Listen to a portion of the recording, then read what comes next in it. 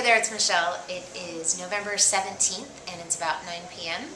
and I am 9 hours away from heading to my surgery appointment in the morning. I have to be there at 6:30 and my surgery starts at 8. Beckett and I came to Fort Lauderdale last night on a red eye and we've been going all day.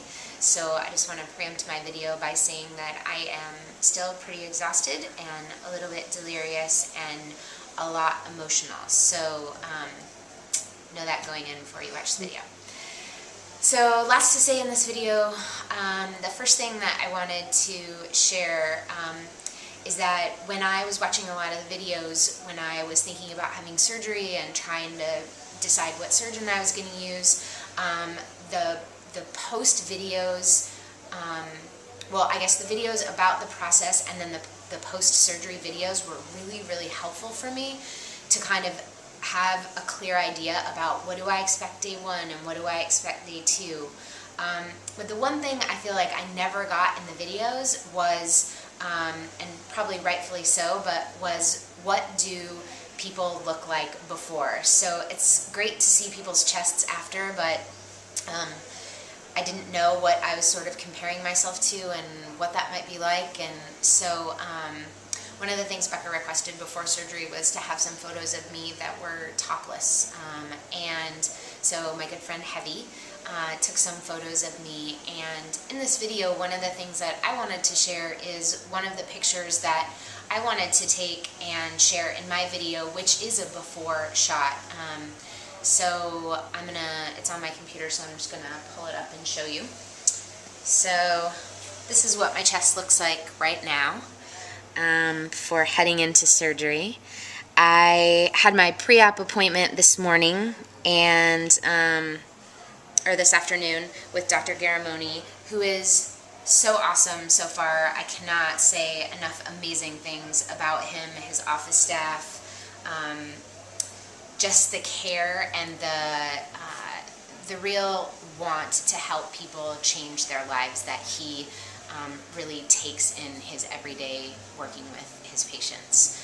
Becca and I were pretty overwhelmed by, the three of us all sat and talked for probably 45 minutes, and he was sharing stories about his past patients, and that now doing these reconstructive surgeries for female to male chest reconstruction is 95% of his business, and that he probably does 30 to 40 a month, which is pretty amazing when you think about it. And when he talks about it, he just has this really amazing air of how grateful he is and how much he really loves his work.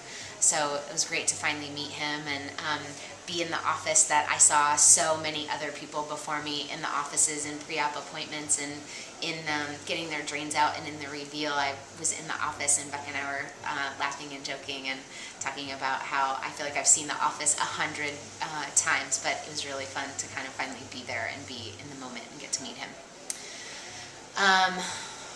Today's been great, running errands and getting everything ready to come home from surgery tomorrow. And it sort of felt like one of those, not to get a little woo-woo, but again, back to the delirium and emotion and exhaustion. Lots of little things have sort of added up today that I think are sort of like signs that this is the right decision.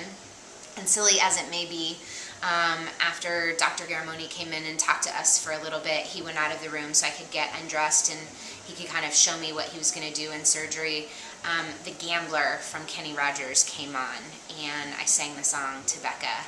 And anybody who knows me really well knows that the person I've seen most in concert in my life is Kenny Rogers. It was, I think, one of the first concerts I ever went to, and is something I sort of hold near and dear to my heart as a connection with both of my parents and some good friends in my life. So, and it was The Gambler, which was even more appropriate and perfect.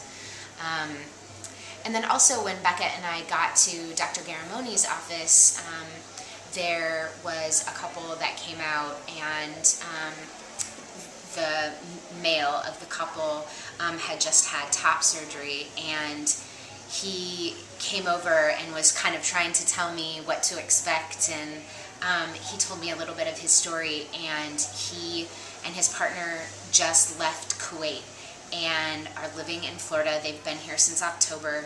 He just had surgery last week, and he is changing genders, and he can no longer go back to Kuwait because they won't recognize him. They won't recognize him and his partner.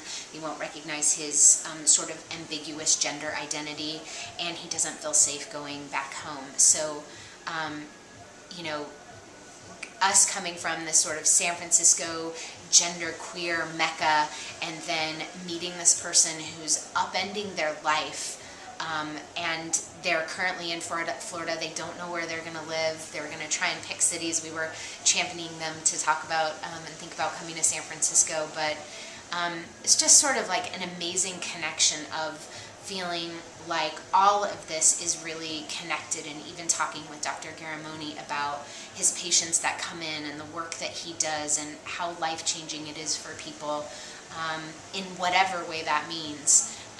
It was just an amazing appointment with him, and another piece of an amazing day.